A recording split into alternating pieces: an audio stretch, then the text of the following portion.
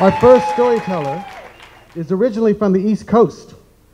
Michelle is from a showbiz family. She decided to become a psychotherapist in order to deal with her crazy upbringing. Currently, she has a private practice in Beverly Hills and treats individuals, couples, and families.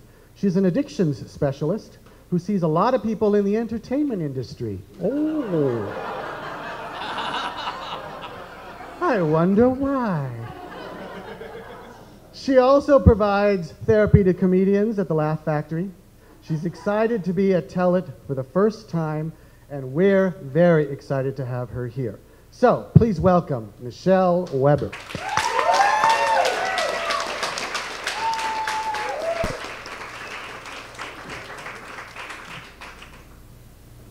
Time waits for no man or woman. There's less of it than you think.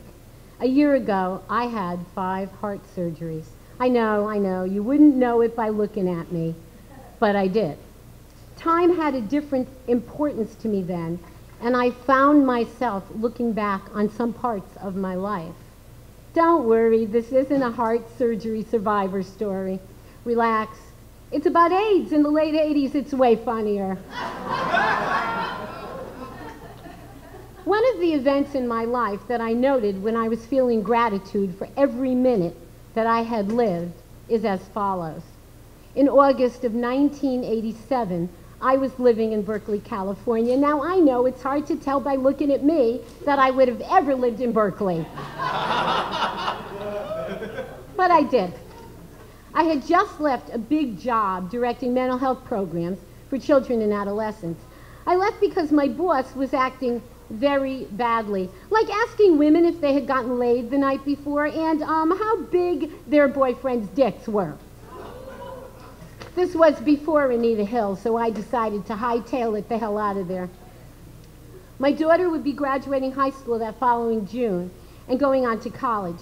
I needed to move back east for medical reasons. That, while fascinating, as all people talking about their ailments are, will be omitted for the purposes of this story. I was staying in Berkeley until my kid graduated, and I had time on my hands. It's no good for me to have time on my hands because I get bored and antsy.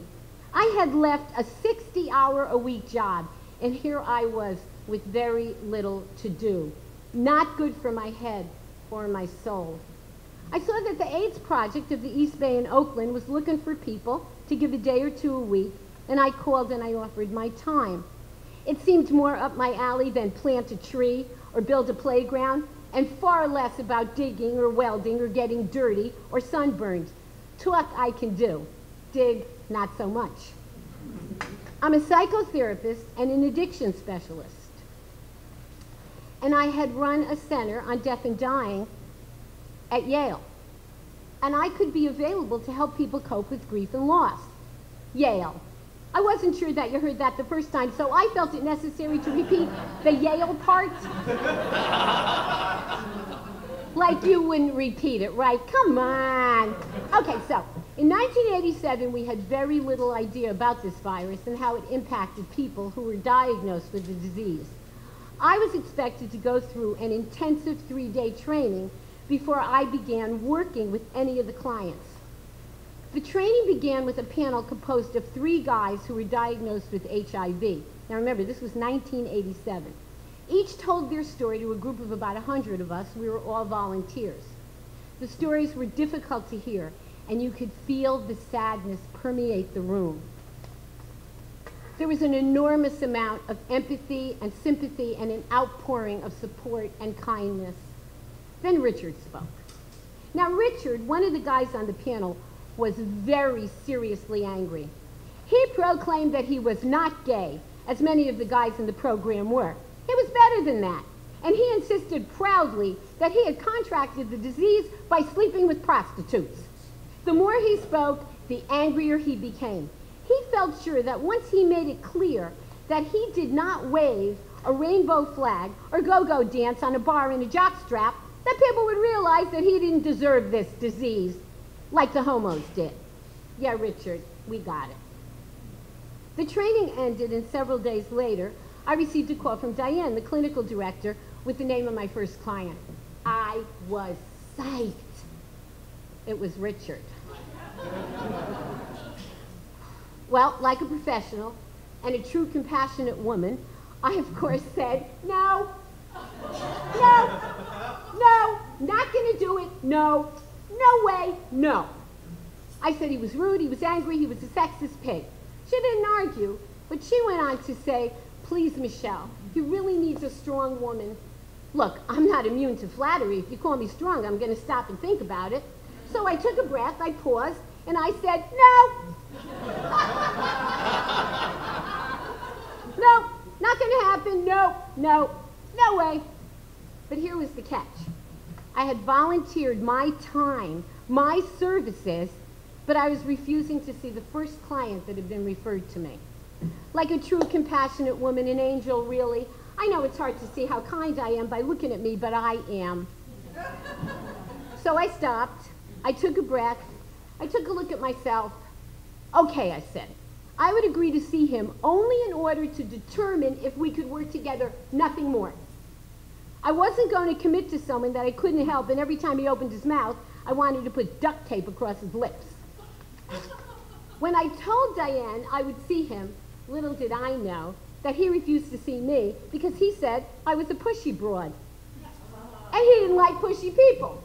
Loudmouth Richard, who was claiming superiority over gays, proudly announcing his love for hookers, said I was pushy? What? Come on, Richard. The director then informed me that there had been some incidences of domestic violence as well. Oh, terrific. When can I start? And what the fuck am I getting myself into? Oh boy, so I called him. And we made arrangements to meet for lunch in a few days. When I walked into the restaurant, I saw that he was dressed in a suit and a tie.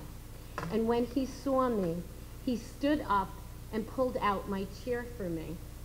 The gay-bashing John with the anger issues and the dislike for pushy people pulled out my chair for me?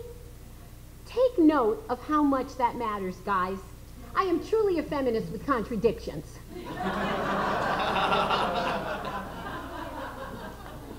He was calm and kind, and I was open and compassionate, and something lovely happened. We forgot our prejudice, and we were able to connect. I mean, really connect.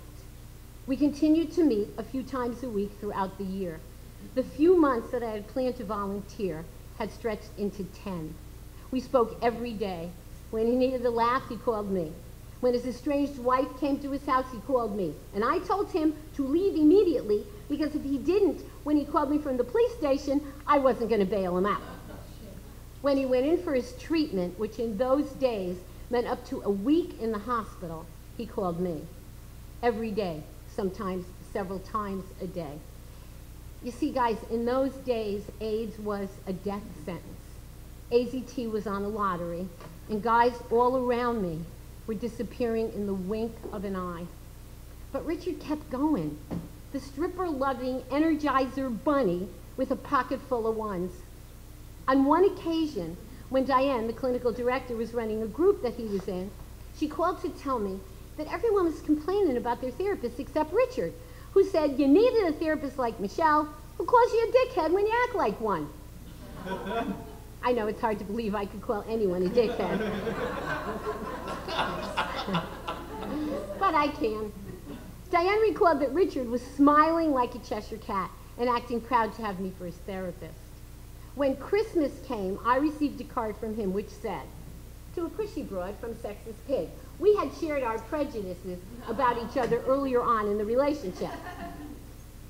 He also said that he was determined to live through 1988 because of me and the work that we had done together. He was determined to have more time. And in the card, he told me how grateful he was to have me as a therapist. We worked together until June of 1988. At the end of June, the panel convened one last time. Each guy was asked what was the best thing that had happened to him this year.